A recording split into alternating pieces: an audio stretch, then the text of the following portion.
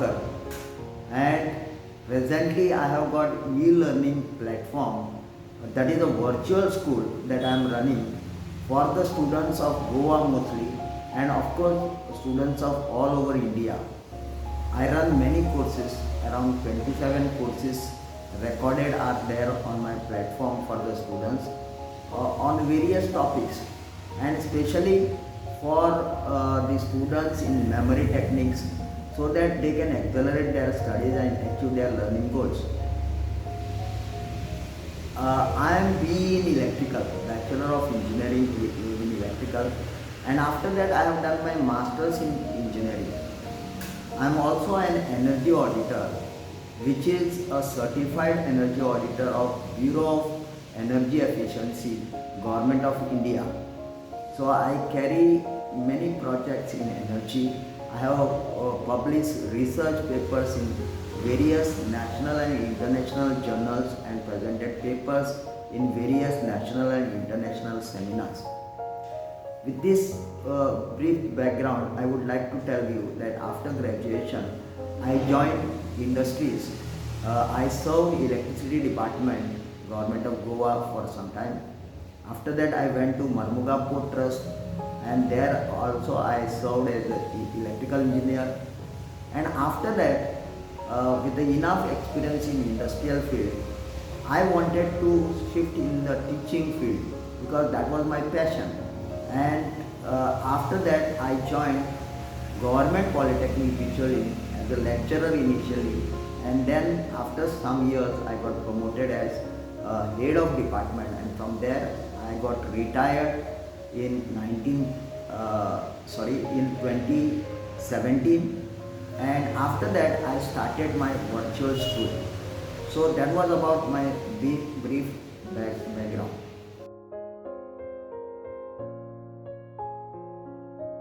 By the time I reached my ninth standard, clarity was well in my mind, because confusions I faced were in the lower standard, especially in sixth standard when I shifted my school. And to tell you, I failed in that standard, and that gave me a lesson. I was so much ashamed that it forced me to work hard, and that working hard slowly rose to certain extent that I could top in standard 9, standard 10, and I was a topper in the class of standard 9 as well as standard 10.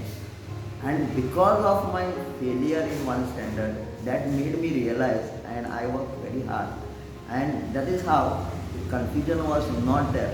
And so sometimes I feel that you require some insult, you should face some difficulties, then only a person will become alright. If everything is smooth, you may not be in the right track, or you may not realize. That is what my experience when I reached in class 9. And from class 9 onwards, or from class 10 onwards, my vision was very clear. I had decided to join engineering after my class 11, 12 studies. So clarity was very high because I faced difficulties at lower standard.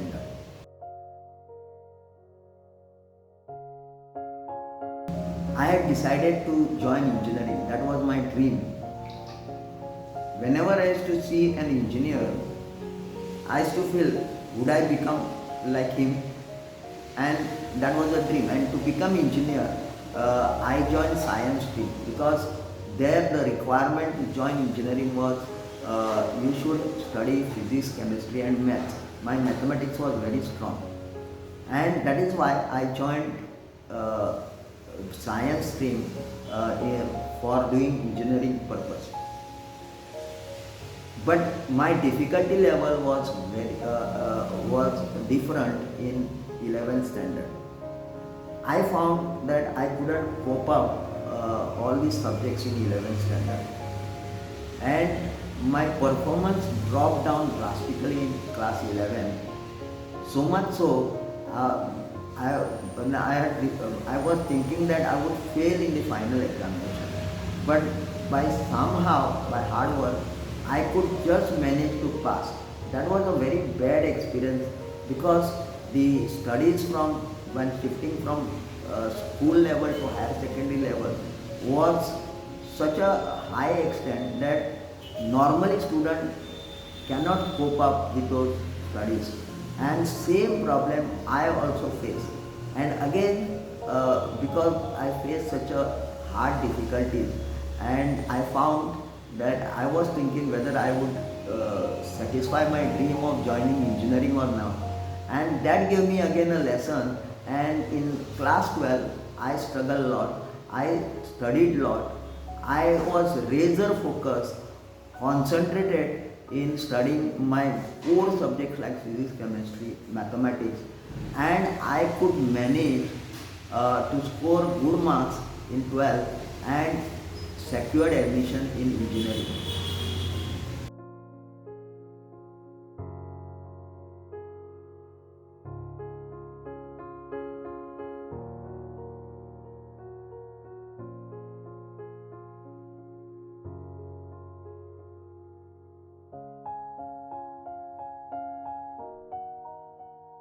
Initially, one should have a goal or a dream, and that dream should not be at the last stage. You should decide when you are in class 8, 9, 10. Normally trend is, when I ask students what you would like to become, they say let me see the 10th result. After 10th result I will decide. Some students tell me that after 12th result I will decide what to become. That is not a correct thing, because if you decide well in advance, you can try to study those subjects which are required for the courses which you will be joining. For example, if you decide to go in medicine or maybe in engineering or maybe in any branch like arts, commerce, there are ample of scopes in each branch. But when you decide well in advance, you can decide about the subjects which are to be taken. Otherwise, what happens, when you go to higher secondary, you will choose some subjects, but your aim is to join something else. And at the end, after the board exam, you find that you are not eligible to join those particular courses which you had dreamt or which you had decided to join for. So it is very much required to decide your future, where you want to join, right from standard 8, which will have clarity in your mind, and when you have clarity in mind, you will work in those subjects better than when you don't have the clarity. That is the main tip I would like to give you. Here another thing is that I came across many students calling me, now I have passed 12, now you tell me how I can do engineering. And I find that he has not taken the particular subjects for which he requires to join the engineering. So time is gone. He cannot go back and study 11 and 12. So it's very much essential to decide well in advance.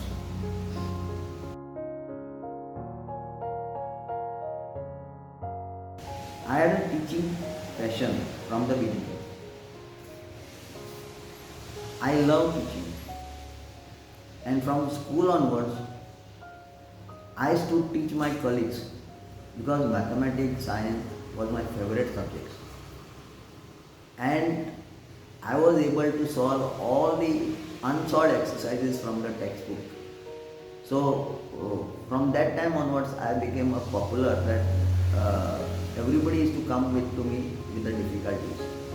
And that made me to decide. I was always thinking to become some professional like engineer, and even by going into it, I thought of joining teaching profession.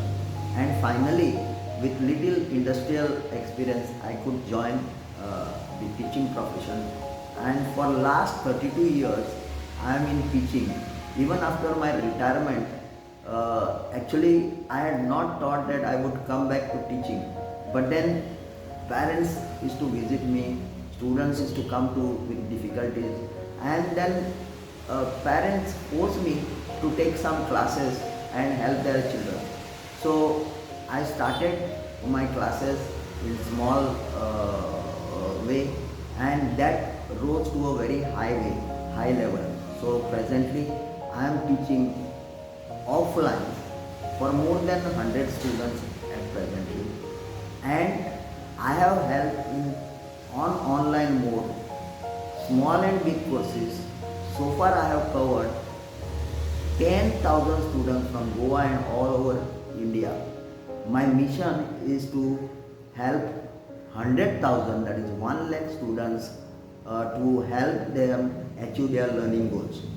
And now I am fully involved in teaching the students online mode and offline mode, and conducting various activities for the benefit of students and parents. I have written some preparatory books for SSC students also.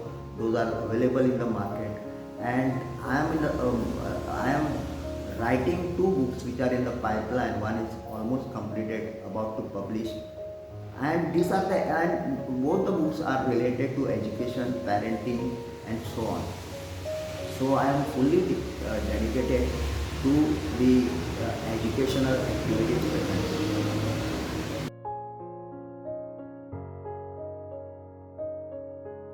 Before COVID, and after retirement, I had no activities started in education field. After COVID, as I have told you, some parents came and requested me, and that struck me, and I thought I should go and teach the students or help the students in the mass level. And with that thought, I studied all these online modes, all these electronic modes, and developed my own websites. And that too, the website was not a simple website. That was an interactive website wherein my courses are developed, and to develop the courses, recording facility I developed in my house itself. All the gadgets, equipments, integrating various platforms like email and social media and everything. I was not well versed with all these activities, but during COVID time, I so much dedicated to this activity that within 6 months or 1 year I could prepare my own platform, and that platform is e-learning career academy, which is a virtual school. And as I told you, I started recording various courses, academic and supporting academic, like for example memory techniques. Now what is this memory techniques?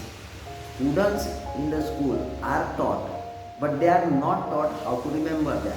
Students mug up, cram and come, and that makes the students not understanding the concept. So what I did is, I was into memory techniques, and I used to use them for the benefits of my students when I was teaching.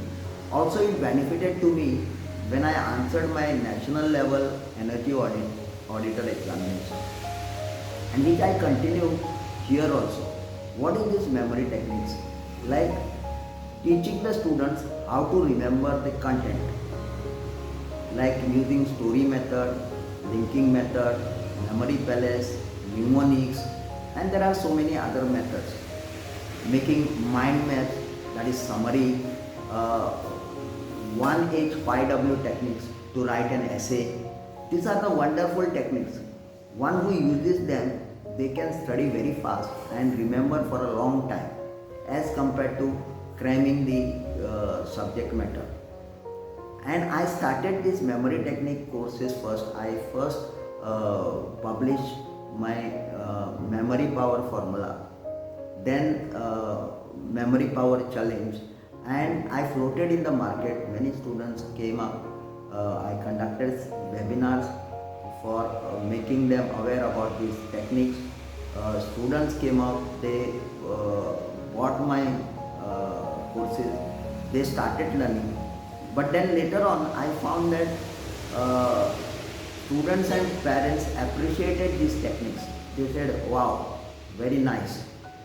But then when it comes to practice, the motivation was down over a period of time. Because all of us must have observed that when we hear something new, we always like it. Our motivation is high at that moment. But after some days or months, that motivation automatically goes down. And I found that students were not using these techniques later. Initially they started using, but somehow their motivation went down. So I thought, why not use these techniques by in this subject itself. So when I started teaching, when parents requested, every place wherever that particular application comes to remember the particular material, I incorporated these techniques and started teaching the subject matter using these techniques. And automatically students started using along with their studies. And now I am teaching for 10th class math science, then 11th and 12th class physics, chemistry, math, biology, along with my other teachers. We are a group of teachers, and we are incorporating all these memory techniques which makes the students to learn better, faster, and remember for a longer way, and reproduce the material in a better way than without using these techniques. So, sir, what does a day at your work look like?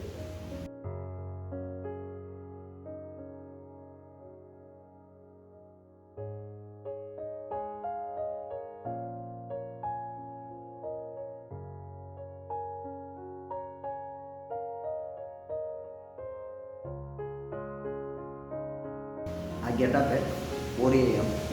Earlier I used to get up at 3 a.m. because my recording starts at immediately after 3 a.m. When I start after my becoming fresh.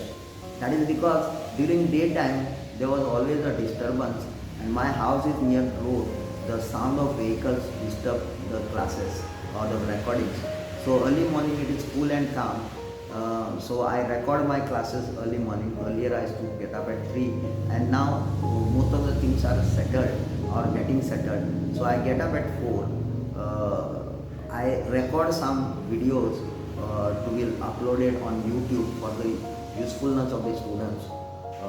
Then I prepare for the classes, because preparation is required. I have to plan how to explain them. I have to plan for the problems. I have to plan for giving them exams, assessment, and many other things. So morning till almost 8 a.m. I am in the developmental activities like preparation and other things. After that, parents comes. Then I have to reach my daughter to the school and other activities as usual. My office staff comes.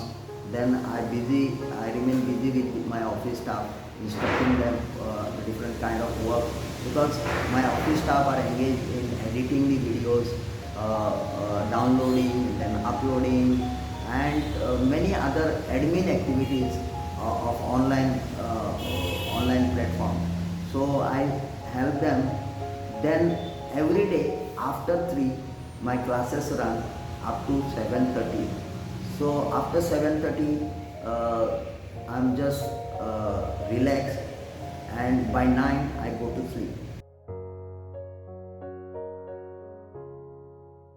Yeah, first of all, you require passion and patience, because you have to handle various kinds of students. Some are slow learner, some picks up very fast, and you always have mixed students. Some are brilliant, some are slow learners, some are medium, and handling them together is difficult, because if you want to cope up with slow learners, you have to teach very slowly. But then that demotivates the clever student, because they feel that their time is wasted. If I go with fast speed, then slow learner will get demotivated. So one has to have a patience and strike a balance between these two things. And how to strike the balance? Like, you have to give extra attention, see that slow learner does learn, and if they don't, you will have to give. Normally, I give extra time for them after the class and try to bring them to the level. And to clever students also has got difficulties of higher level. I take them separately and cope up and try to see that their higher level questions are solved. Passion is of course required, because unless you don't have liking, you cannot come. And most importantly, you should have a dedication, because you must be knowing that teaching is a noble job. Commerce is actually second.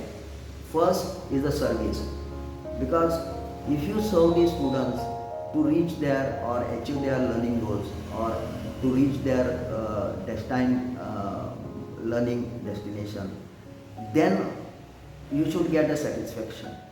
It so happens that people are ready to pay. People will pay also, but whether you are ready to reach the students to their destined places or not. So we should strive hard in this profession to help the students so that they achieve their learning goals.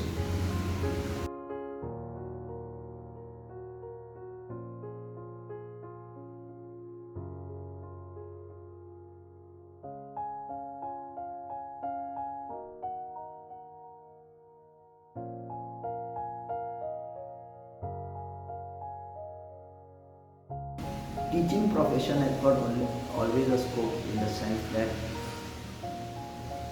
like I'll tell you, like what are the essential things? Roti, kapda or makan. These three things are said to be essential things. I will say roti, kapda, makan or shiksha. That is education. So as long as mankind, human beings are there,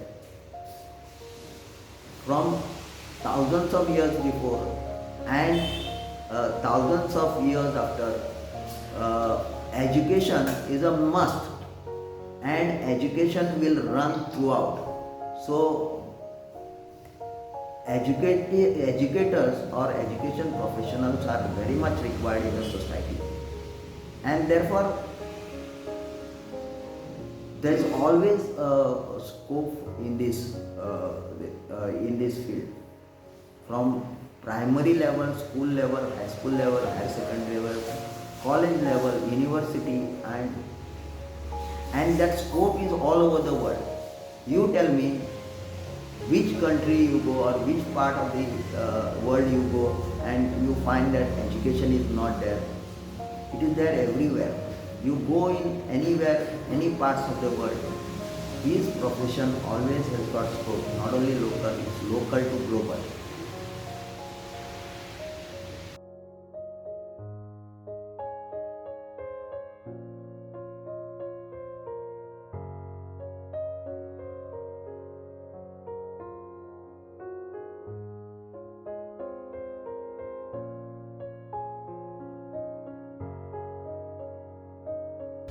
See,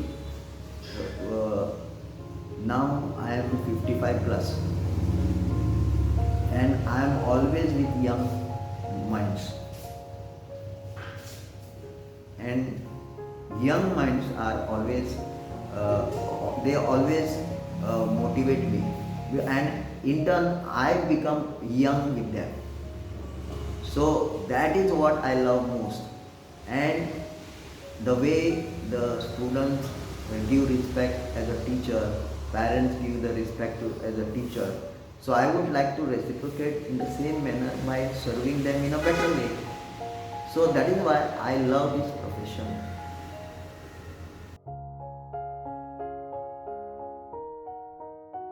If you want to join as a teacher or become a teacher, first of all, you should consider the economical factors or the commerce factors Second, you should consider dedication, upliftment of students first rather than commerce. But now, sad part is that people say or people observe that teachers are not as earlier.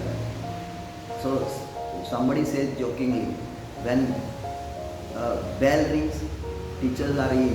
When bell rings, second, teachers are out of the school. I have also seen teachers who are dedicated. They don't see the timing. Till evening in the school, they carry on some of the activities for the students. So you should be dedicated in such a way that all the time you should be thinking of students' upliftment, helping the students. It is not time-bound activities. And teacher is a social element. He is a social member in the society. He cannot restrict his activities only during the school because he is been seen by the people, students as a model. So in the society, as a character, his behavior should be a model behavior, model character, because students and parents see the teacher, and that is why a teacher should have a good character, then good behavior, well behaved. He should greet the people. He should come out in the society and try to solve or involve in people's problems, in solving people's problems. So all these, apart from dedication, then passion, these are the additional activities you should have if you want to become a teacher.